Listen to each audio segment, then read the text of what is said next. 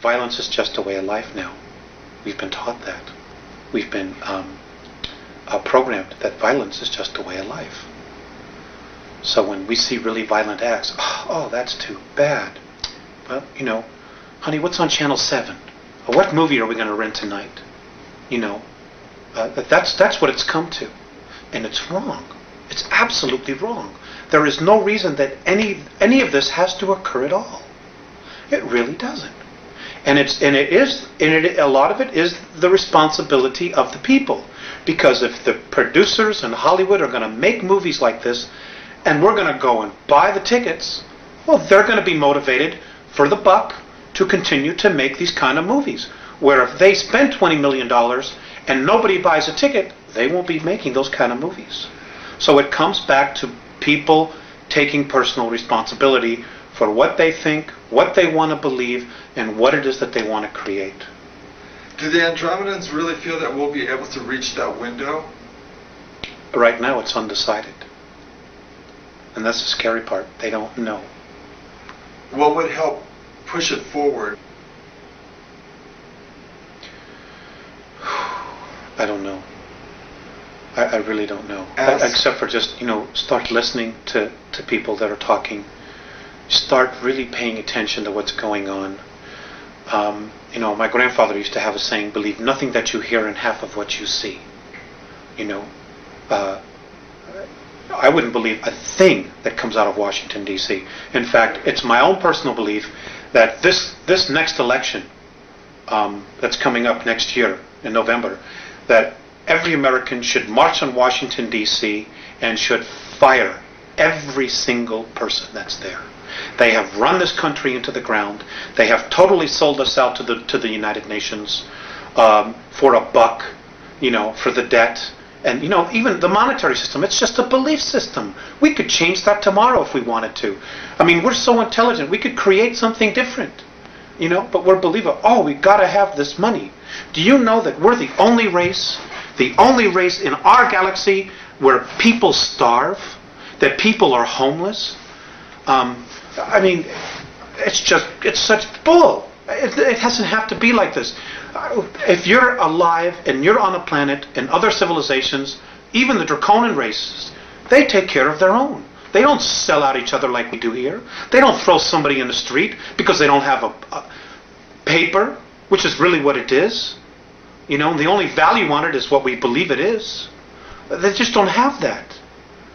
You know, they don't let children starve. They don't feed grain to cattle that feed 20% of the population and let the other 25% that need the grain starve. It's unconscionable. They would never even think to do that. But we do it here. For bucks. For money. For power.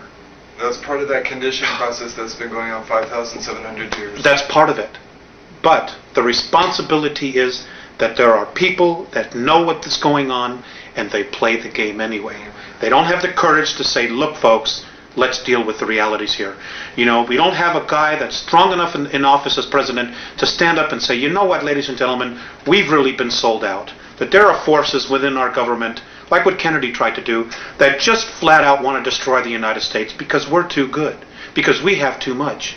Instead of raising the consciousness and the life, everyday life, what's the word I'm looking for? A standard of living of instead of raising the standard of living that we have globally, they would rather just destroy the United States, destroy our standard of living, so that we're comparable to everybody else. So now everywhere is a third world nation, and that's exactly what they're doing, and they're doing it for power, for greed. We're selling out our own, and it's just something's got to be done. Could you describe the human military bases on the dark side of the moon, Mars, and the Mars probes as related to you by the Andromedans, and how the Alpha Draconians fit into this scenario? The Mars probes, the Russian and the US one, they're gone. They were destroyed. They're history. There's no secret here about, well, it's taking pictures privately. You know, and it doesn't matter whether you believe that or not. It's history. Okay? March of '89, the Russians took pictures. Mars was invaded. We had a human colony there of 300,000, so I'm told. One was underground, one was above ground, Adam and Eve. They're conquered, they're being taken over. The human beings that are from Earth, that volunteered or were kidnapped to go there, are in deep trouble. Many of them have already been eaten, some of them have already been killed. There is nothing we can do here as a race to help them. So that was Mars was conquered by the Alpha Draconians. That's right. They came in, there's 100,000 of them there. They have approximately 2,111 scout craft there. They're in an area underground that is 64 square miles, known on Mars as the area of Tempe Terra. That's where their base is. Now, It's an ancient base that they had. It's over 1 million years old, and the last time it was in full bloom was 317,000 years ago. Now, if we begin to train all our telescopes on that, are we going to be able to see activity going on there? I suppose that we would. I have a feeling that they already are seeing incredible amounts of activity, but they're not allowed to say it. They're just not allowed to say it. Nor, who's going to want to jeopardize going to jail, being ridiculed, being fired, giving up everything they have to come up and say, well, I'm an astronomer, and I was looking at Mars, and I saw alien craft, and I know there's a base there, and it's being conquered by reptilian aliens. Who's going to have the guts to come up and say it? Nobody in the power elite. Nobody wants to blow their mortgage. But somebody's going to have to, right? Well, yes. But eventually. It's going to be too late by the time they do it. Is that what you're thinking? Yes. And that's exactly what the Andromedans are thinking. You see, there are people probably saying, well, God, why don't they just come down and save us? There's a lot to that. Number one, if we're rescued, we don't permanently evolve ourselves. Number two, we won't take responsibility. If something goes wrong, we can always blame it on them. Number three, it doesn't just change our reality, it changes their reality as well. Number four, the Andromedans and most of the other benevolent races, they don't want to have to come down here and babysit us. That's not their job. It's not their job at all. Now, in the way you told me that... And number four, and number five, let me just add this.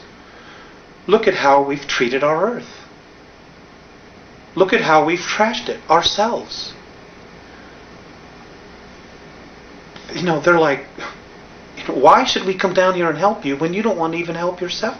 Or even make the effort? The cleaning up the planet, we're giving to government bureaucracies. Well, here's $3 billion here. There's $10 billion there.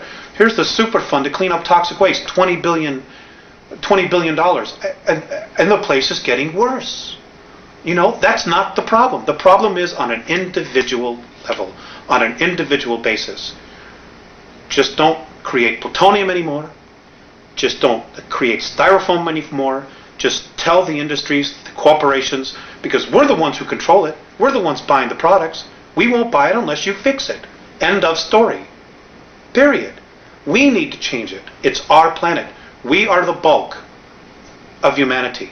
It isn't the corporations. It isn't the Fortune 500. It isn't the Committee for 300. And it isn't the Trilateral. We could fire all of them if we had to. Period. But it's coming together and it's doing something about it. And it's going to have to be grassroots, and people are going to have to start doing it soon. Are these leaders going to, if we do raise up and do a grassroots uprising, when they order the military to quell that like they do at Kent State or any other political demonstration? They probably will try. They probably will try. You're absolutely right. You're absolutely right. But you know what? Let's take an example of the American Revolutionary War. 4% of the population of the colonies actually rose up and fought the British. Only 4%. The rest stayed home, stayed in the pubs, drinking ale, doing whatever, and waited to see who would end the war, to see who would win. And then when we won, everybody wanted to take credit for it. But it was really only 4%. Those heroes. And those 4% changed the face of the world. Well, America, 210, 12 years, whatever it is now, we're right back at the same place where we're being called to do exactly the same thing. But the paradox here, Alex, would be then that if we begin to war against ourselves, that's going to exactly fuel the whole fire that's going on. Maybe for a brief time it would. Until one side surrendered or saw the light. Do you know much